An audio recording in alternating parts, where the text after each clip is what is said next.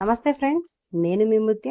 Welcome back to smart Muthu's kitchen. So ఈ రోజు మన కిచెన్ లో స్పెషల్ ఏంటంటే బండి మీద బయట దొరుకుతాయి కదండి, ఆ స్టైల్లో ఈ రోజు అయితే మనం ఆనియన్ మిరపకాయ బజ్జీ అయితే చూసేద్దాం. సో ఇది వర్షం వచ్చినప్పుడు కానీ లేదంటే టీలో రంచుకోవడానికి ఈవినింగ్ టైంలో స్నాక్స్ గా కానీ ఈ బజ్జీలు మీరు ఒక్కటి తినడం మొదలు పెట్టారనుకోండి, మీ తినడాన్ని ఎవరు ఆపలేరు అనుకోండి, అంత టేస్టీగా ఉంటాయి. సో అయితే ఇంక లేట్ చేయకుండా రెసిపీలోకి వెళ్ళిపోదామా? మరి లెట్ స్టార్ట్.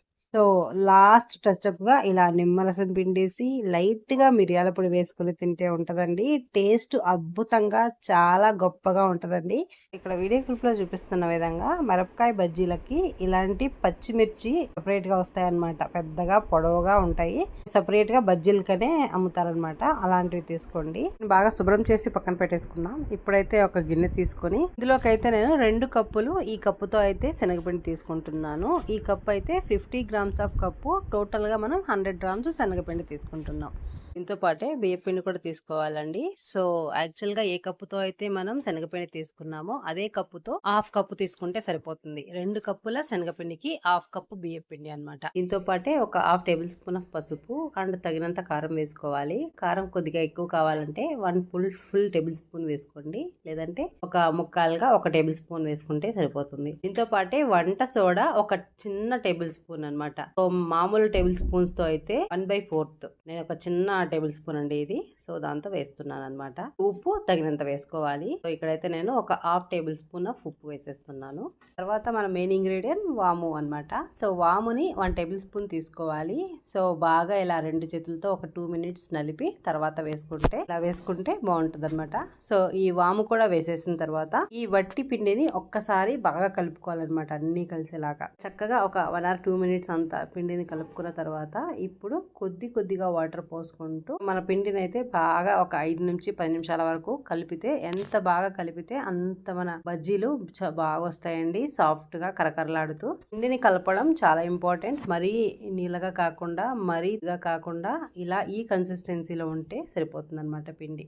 పిండి కలిపి పక్కన పెట్టేసుకున్న తర్వాత మన మిరపకాయ బజ్జీకి కావాల్సిన ఈ మిరపకాయల్ని ఇలా అడ్డంగా మధ్యలోకి కట్ చేయాలన్నమాట. సో ఇలా వీడియో క్లిప్ లో చూపిస్తున్న విధంగా మొత్తం లాస్ట్ వరకు కట్ చేయకూడదు. లాస్ట్ లో కొద్దిగా వదిలేసి ఇలా కట్ చేయాలన్నమాట, మధ్యలో స్టఫ్ పెట్టుకునేలాగా. సో ఇప్పుడు గ్యాస్ మీద ఒక బాండిల్ పెట్టుకొని డీప్ ఫ్రై కి కావాల్సిన ఆయిల్ అయితే పోసేసుకోవాలి. సో ఒక 1/2 లీటర్ కన్నా ఎక్కువ పోసుకోవాలన్నమాట. సో ఎందుకంటే మనం వేసే మిరపకాయ బజ్జీలు ఫుల్ గా మునగాలి. అంతవరకు అయితే మనం నూనె పోసుకొని గ్యాస్ ని హై ఫ్లేమ్ లో పెట్టుకుంటే ఒక 10 మినిట్స్ లో మన నూనె కాగిపోతుందండి. మనం కలిపి పక్కన పెట్టుకున్న ఈ పిండిలోకి ఇప్పుడైతే మనం కట్ చేసి పెట్టుకున్న ఆ మిరపకాయని ఇలా ఫుల్ గా ముంచి, ఇప్పుడు మనం నూనె కాగిపోయింది కదా, ఆ నూనెలో వేసేసుకోవాలన్నమాట.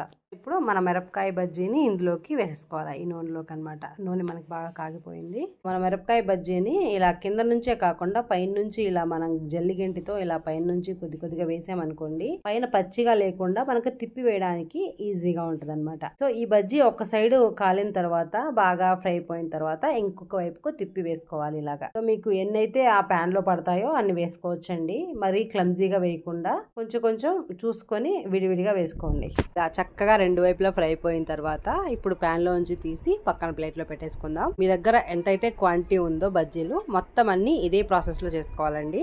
చూడండి, మన బజ్జీ అయితే చక్కగా అయితే మనకి ఉడికిపోయింది. సో మీ దగ్గర ఉన్న అన్ని చక్కగా బజ్జీలు ఫ్రై అయిపోయిన తర్వాత ఇప్పుడు మనం మెయిన్ స్టఫ్ ప్రిపేర్ చేసుకుందాం. ఈ స్టఫ్ కోసం మనం ముందుగా ఒక ప్లేట్ తీసుకొని ఇందులోకి అయితే మనం మీడియం సైజ్ ఆఫ్ ఆనియన్స్ ఒక 3 వీలైనంత సన్నగా కట్ చేసుకుంటే బాగుంటది అనమాట. ఈ ఆనియన్స్ ని మనం ఒక్కసారి ఇలా చేతితో నలిపి విడివిడిగా చేయాలన్నమాట. ఇలాగా అతుక్కలు ఉంటాయి కదా అక్కడక్కడ. దీంతో పాటే శుభ్రంగా కడిగి సన్నగా కట్ చేసుకున్న కొత్తిమీర కూడా వేసేసుకుందాం. దీంతో పాటే తగినంత ఉప్పు వేసుకుందాం. 1/2 టేబుల్ స్పూన్ కన్నా కొంచెం తక్కువగా వేసుకోవాలన్నమాట. దీంతో పాటే ఒక 1/2 టేబుల్ స్పూన్ ఆఫ్ మిరియాల పొడి. ఇంకా కావాలి అనుకుంటే కారం పొడి కూడా ఒక 1/2 టేబుల్ స్పూన్ వేసేసుకోవచ్చు. నేనైతే వేయట్లేదు. ఇవన్నీ ఇప్పుడు చక్కగా ఇలా ఆనియన్స్ లోకి మనకి ఆనియన్స్ కి పట్టేలాగా ఒక 2 మినిట్స్ అయితే కలుపుకోవాలన్నమాట. చక్కగా కలుపుకున్న మన ఈ స్టఫ్ ని మనం ముందుగా ఫ్రై చేసి పక్కన పెట్టుకున్న మిరపకాయ బజ్జీల్లో ఇలా మధ్యలోకి కట్ చేసేయాలండి. సో ఆల్రెడీ మనం స్టార్టింగ్ లోనే కట్ చేసాం కాబట్టి అనే ఉంటది. జస్ట్ కత్తితో కొద్దిగా ఇలా లోతుగా కట్ చేసి మన ఈ స్టఫ్ ని పెట్టుకోవడమే అనమాట. మన బజ్జీలు అన్నిటిలోకి ఈ స్టఫ్ పెట్టుకున్న తర్వాత లాస్ట్ లో టచ్ అప్ గా ఒక నిమ్మకాయ తీసుకొని, ఒక 1/2 నిమ్మకాయ బద్ద స్లైస్ తీసుకొని దీనిపైన పిండుకొని లైట్ గా, ఎక్కువ కాదండి, లైట్ గా నిమ్మకాయ పిండుకొని తింటే ఉంటదండి. అసలు సూపర్ సూపర్ అంటే సూపర్ గా ఉంటది. టేస్ట్ కి అయితే నేను గ్యారంటీ. ఇంకా వర్షం వస్తున్నప్పుడు తిన్నామనుకోండి తింటూనే ఉంటామండి. అంత అద్భుతంగా ఉంటాయి టేస్ట్ అయితే. మరిన్ని ఇంట్రెస్టింగ్ రెసిపీస్ కోసం smart Muthu's kitchen YouTube channel subscribe చేయడం, లైక్ చేయడం, షేర్ చేయడం, హైప్ చేయడం మర్చిపోకండి. So thank you so much for watching. Bye.